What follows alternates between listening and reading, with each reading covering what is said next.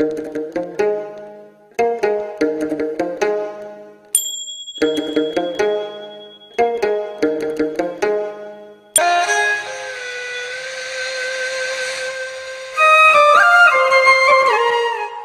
you know before 2015 that Nepal is seismically active area and earthquake can come frequently?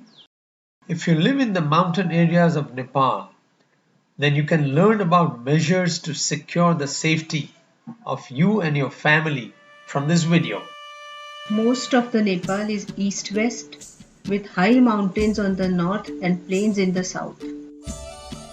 Villages in the mountainous areas are located on the ridges and level surfaces on the slopes. In Nepal, flat areas are scarce, so it is developed on the mountain slopes in steps-like manner for houses and for farming. Along the major roads, one finds 2 to 3 story houses of stone and brick construction depending on what is mostly easily available. In the mountains, all houses are built with locally available stone with or without mud having 18-inch wall thicknesses. Most of the houses in the villages are two-storied and have attic with walls 3 to 5 feet high. Attic is used for the storage of agricultural produce. Because of the high attic, the house stays warm in winter. Timber is used for floor and roof understructure. Houses have 2 to 3 rooms on the ground as well as first floor and have covered veranda on front and the sides. Traditionally, the roof is sloping with slate or stone coverings. Last several years, CGI sheet roofing is also getting popular. Nepali houses has a unique roofing feature.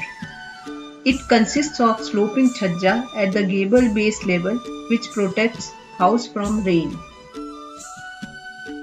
By the roadside, due to easy access, flat RCC roof is also found.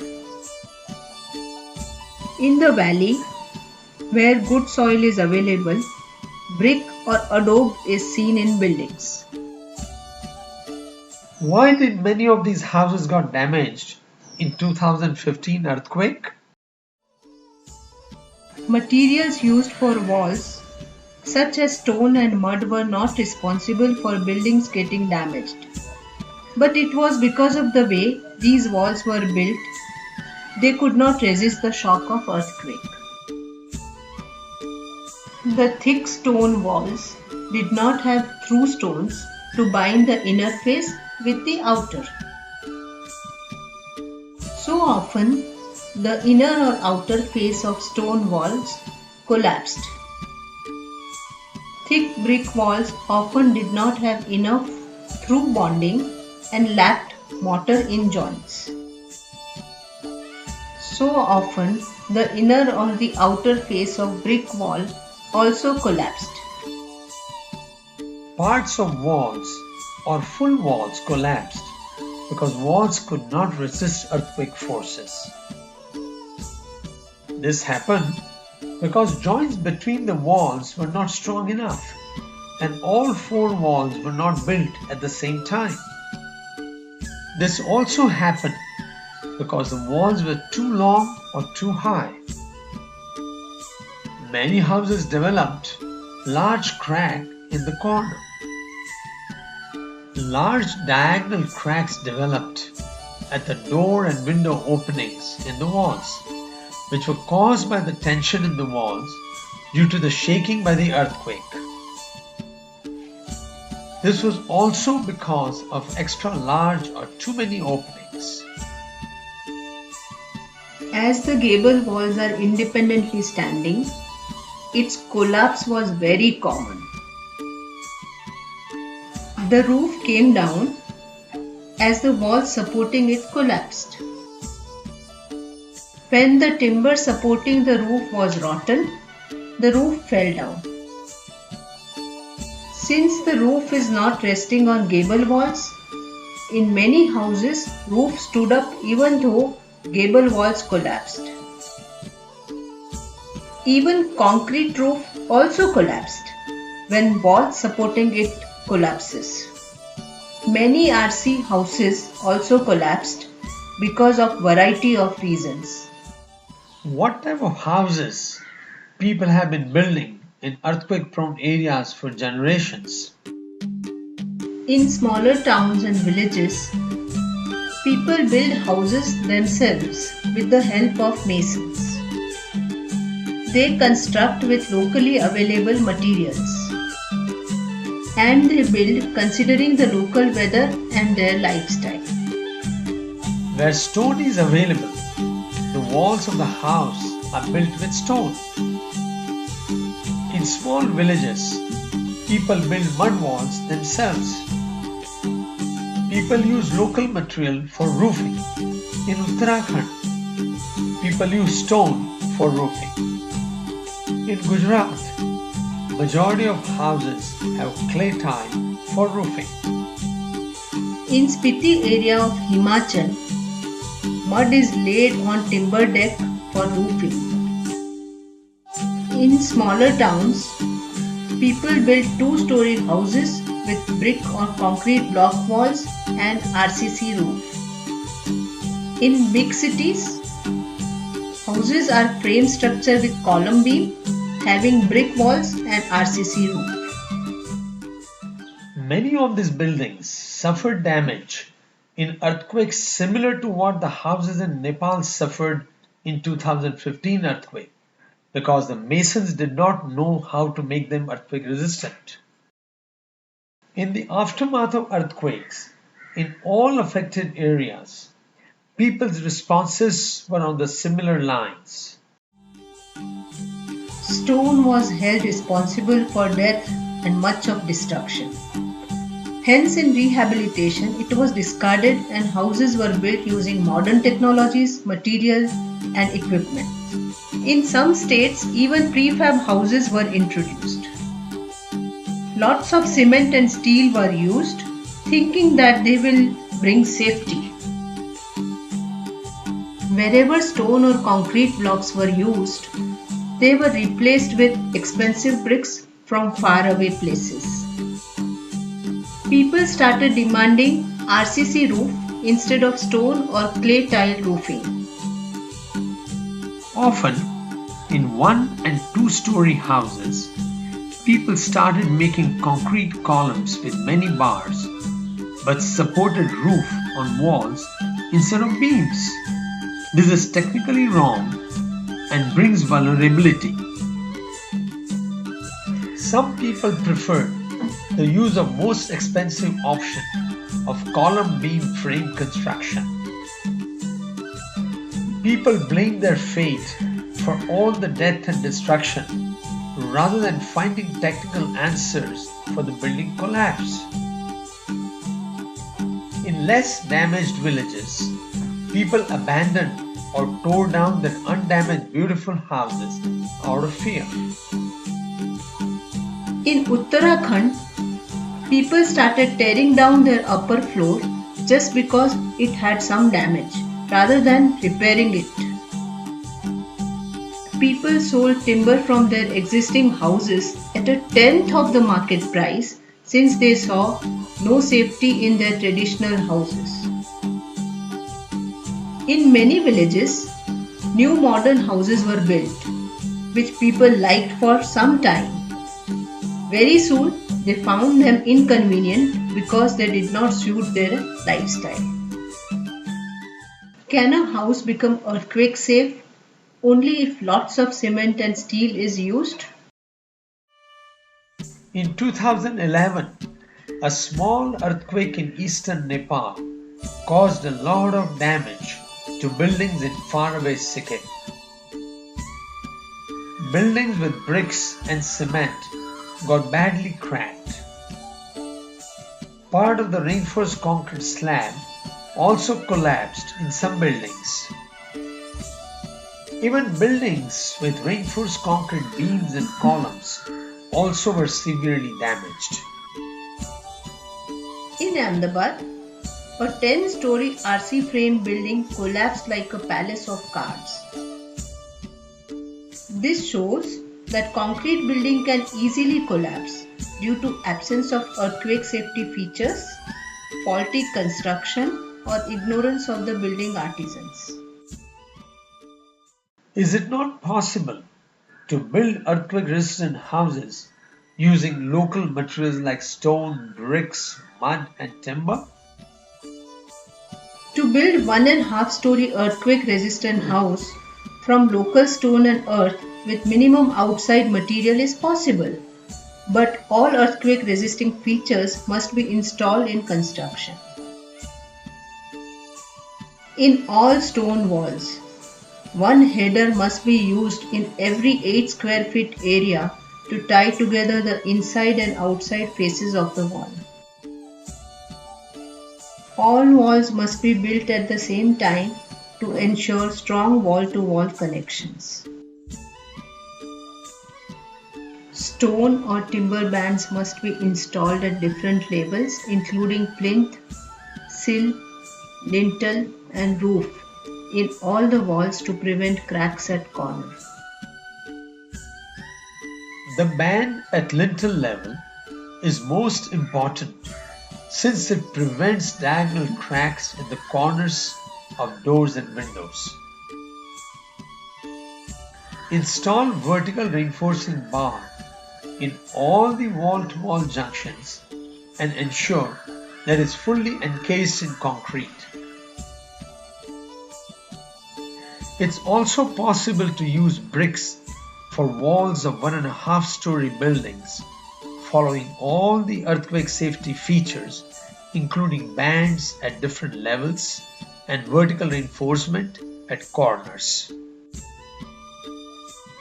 In the mountains, earthquake-resistant 2.5-story stone masonry houses can be built using containment reinforcement or CR system.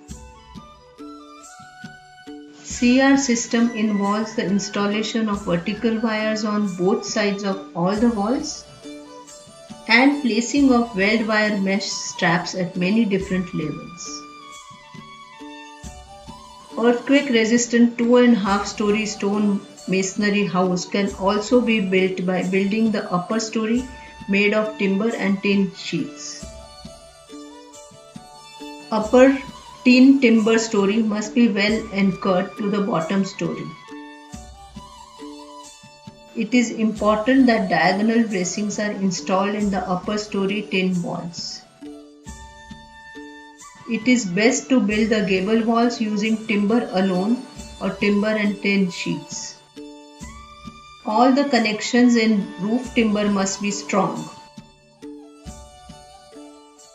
Building with local materials is affordable for people because there is very small expense in carting, and it's easy because local masons and carpenters can do it.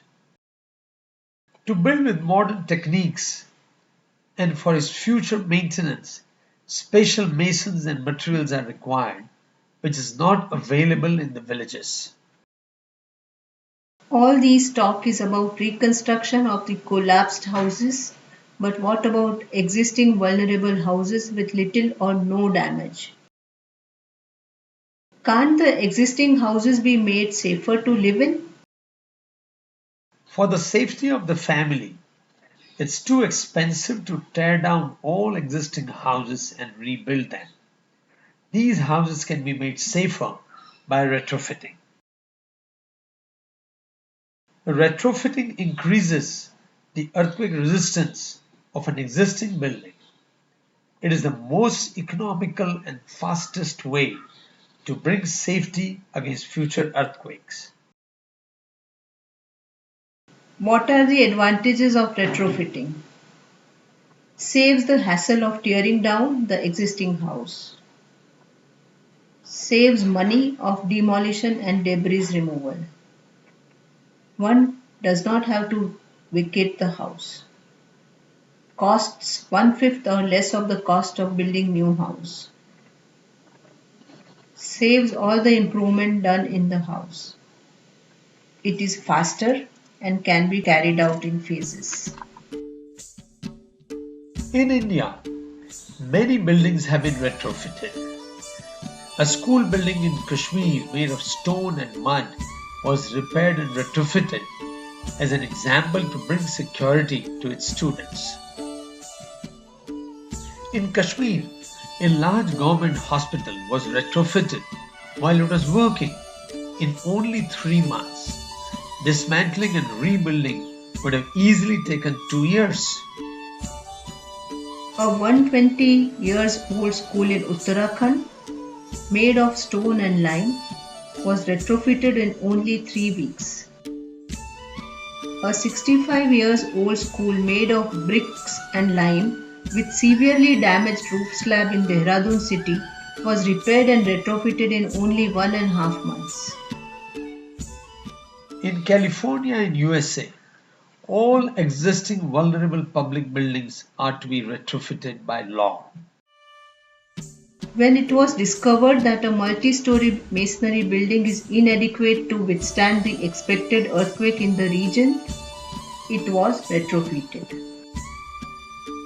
Many of these buildings were more than 60 years old. Special steel plates and anchors were installed for retrofitting.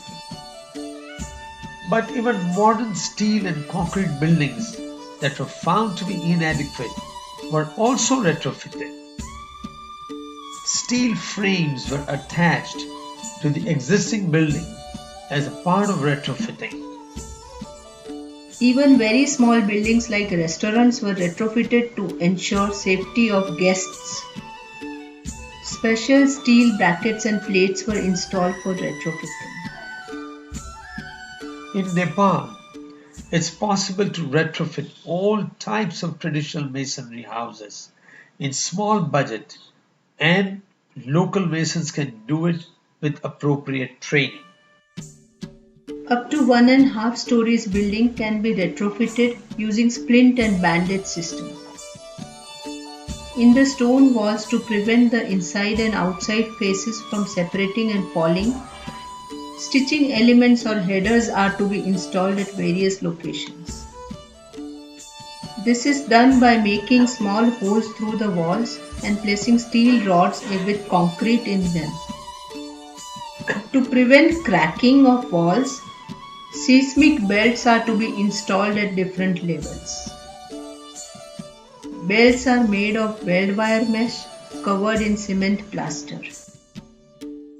Belts are installed on both faces of the walls. Similar belt is installed on the triangular gable walls. It is advisable to remove the masonry gable walls and replace them with tin sheeting or timber frame. To strengthen the room corners, vertical seismic straps of weld wire mesh are installed. Door and window openings are to be encased with similar weld wire mesh. CR system with some modification can also be used to retrofit stone masonry houses up to 2.5 stories. The 4 mm wires are to be installed at approximately 450 mm spacing vertically and horizontally. Wires are installed on both faces. To anchor the wires to walls, galvanized iron wire cross links are to be installed through the wall at desired spacing. These cross links also serve to stitch together the inside and outside faces of the walls. Belts made of weld wire mesh covered in cement plaster are to be installed at lintel and floor level. The cost of retrofitting an existing building is 10 to 15% of the cost of building anew. So the best option is to retrofit it to remove the vulnerability instead of tearing it down. Watching See It to Believe It video will give you confidence that retrofitting brings safety. Two houses of stone, mud and timber were built the way people do it in Latur area on a platform placed on wheels. The house on the left was retrofitted. Houses were shaken with tractor to artificially create earthquake. The house that was retrofitted remained standing while the other house collapsed because of shocks.